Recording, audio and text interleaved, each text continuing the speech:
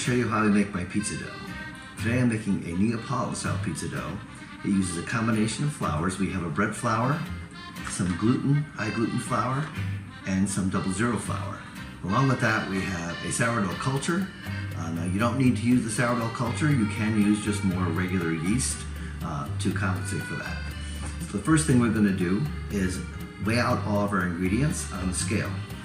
Now the high gluten flour, we're only going to use a little bit, so that uses about 5% of the total weight of flour. So since we're doing 50-50 of the bread and the 00, I'm just going to do 10% of half, so that'll be the 5%. So this requires 18 grams. We'll throw that in. Okay, next we're going to add the bread flour to bring it up to that 50% mark. So let's go ahead and add our bread flour.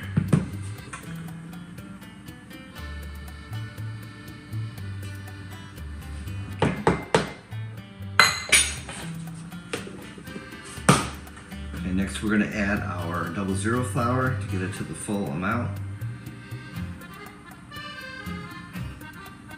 We're going to whisk up that dough, combine it. Alright, the next thing we're going to do is remove 25% of the flour mixture, and we're going to then add all the rest of the ingredients in. Okay, so we'll put that aside. We'll use that later when we need the dough. Now let's add the rest of our ingredients. We'll add our salt.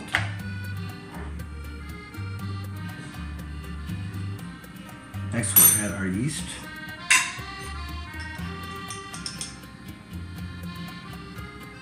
And we'll go ahead and add our sourdough culture.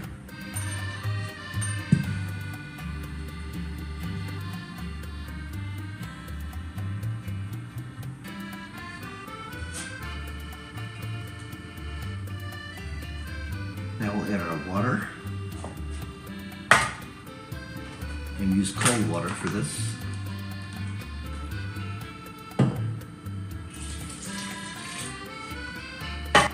And last, we'll add some olive oil. Now generally with Neapolitan dough, you don't add olive oil, but I like the way it tastes, so I add it in.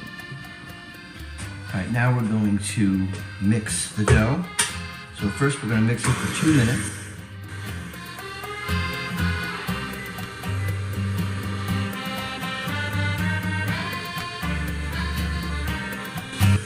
Alright, we're going to stop that. And you can see that it's very much not a consistency of dough yet. It's kind of like pancake batter, more than dough. So this next step is called autolyze. And what we're going to do is we're going to cover this. We're going to let it sit for 20 minutes. And then after 20 minutes, we'll come back and knead it some more. All right, the next step is we're going to put the dough hook on the mixer. And we're going to wet knead this for 5 minutes.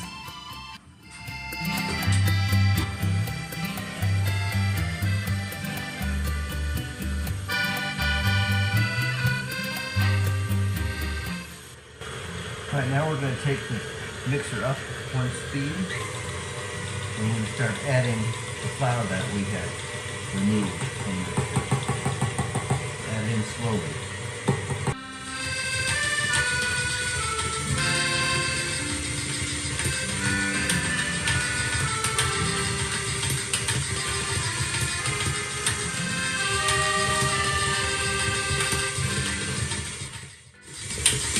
See that it's now forming a nice dough ball. Time is up. So we'll remove that off the hook.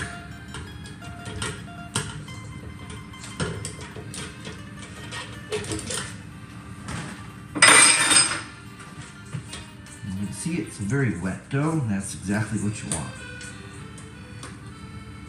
Shape that into a ball. I'm going to cover it, let it rest. 20 more minutes. All right, the last step in the process is to make dough balls.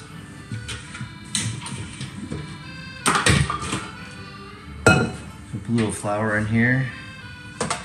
Kind of get out of there. All right. First thing we're going to do is we're going to knead this for a little bit by hand.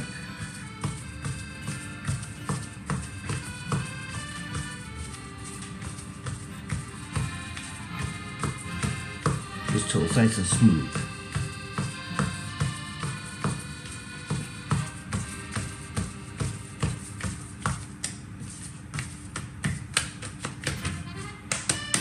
All right.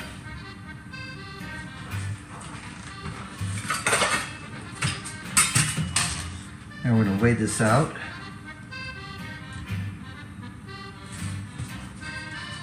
About 12 ounces. Cut it in half.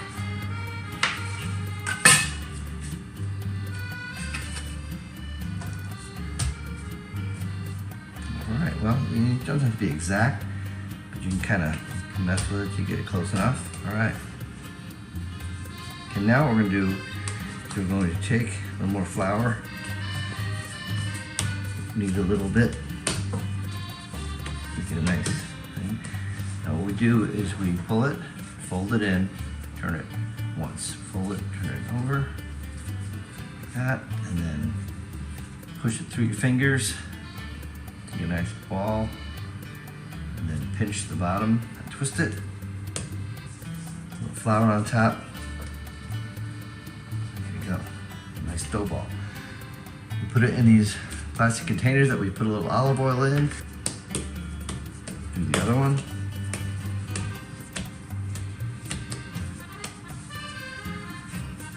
Turn it once. About 3 times is all you need to do. And again, push it up into a ball. Pinch it, turn it. And you want to make sure that the bottom is sealed. You don't want to have any air getting in the bottom. It actually helps with the integrity of the crust. All right, we've got 2 dough balls. We're going to put lids on those. We're going to let them sit for about 10 minutes, then we're going to put them in the refrigerator for about 48 hours, 72 hours, in 2 or 3 days to do a cold rise, and then about 3 hours before you want to use them, we'll pull them out of the refrigerator, put them on the counter, and let them come up to room temperature, and they will start to rise. So we're going to delay the rising by doing a cold rise, so the flavors have a couple days to kind of all get together inside the dough, and then when we want to use it, we bring it out, and then it rises up, and we make pizza. All right, we're back a couple days later. We've got 2 dough balls, and we're going to start making some pizzas. First step in making pizza dough is to get it out of the plastic container. All we got to do, put some flour on there and just turn it over. The one thing you don't want to do is try to get that out with your hands because you ruin the dough. So just give it a little bit and it'll come loose. You can do this, drop it a couple times if you want, and that will make it come out faster as well. There we go, we have our dough. Flour it up, just kind of get it off the surface here, and that's floured as well. So we flour the surface, we flour the pizza peel, we also put some semolina flour on there so that it does not stick. And the first thing we're going to do is flip it over, making a nice round ball. And we're going to give it a little bit of a crust. So if you're making Neapolitan style, you want to have a little pop on the edge, poof. So we're going to do that. If you're making a tavern style or a thin crust, you could skip that step because you're going to probably flatten the whole thing out. Once we have that, then as you can see, this dough is almost stretches itself. All I'm doing is letting gravity kind of take over. Right now we're pretty big. We're going to put that on the peel. It's okay if it goes over the edge. Bring that back. Pop out some of those bubbles. A little sticky, so I'm going to put a little flour on there.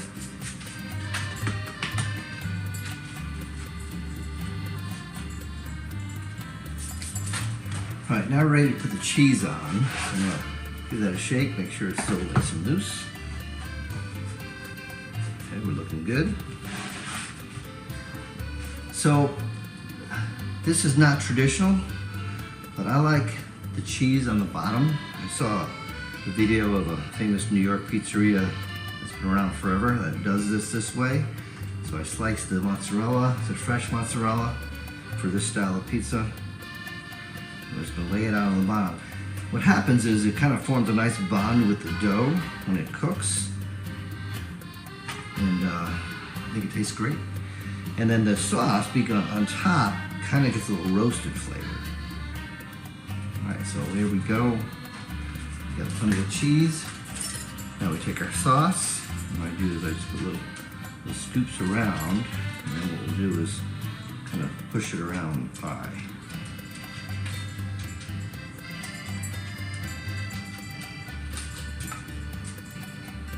You don't want too much sauce.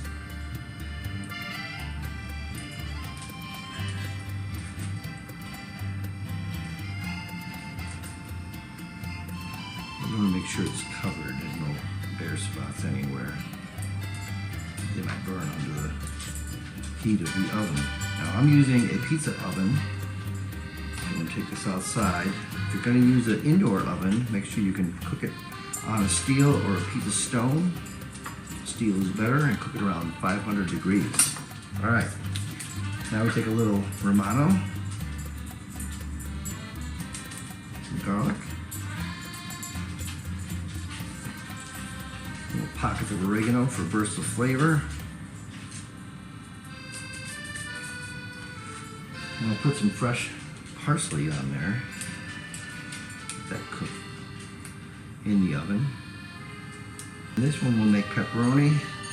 These are the whole pepperonis, but I like to have one in every bite, so I slice them up into 4 pieces. Lay those on.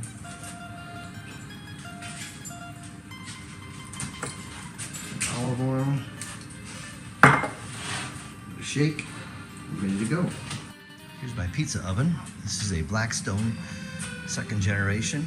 You can kind of see the magic's happening there with the dough already as it's puffing up. We're cooking about 740 degrees on the stone. Takes about 3 minutes. All right, there's the pizza. I'm gonna dress it up a little bit.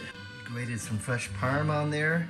We poured some uncooked olive oil on top of that, and then we topped it with some fresh basil.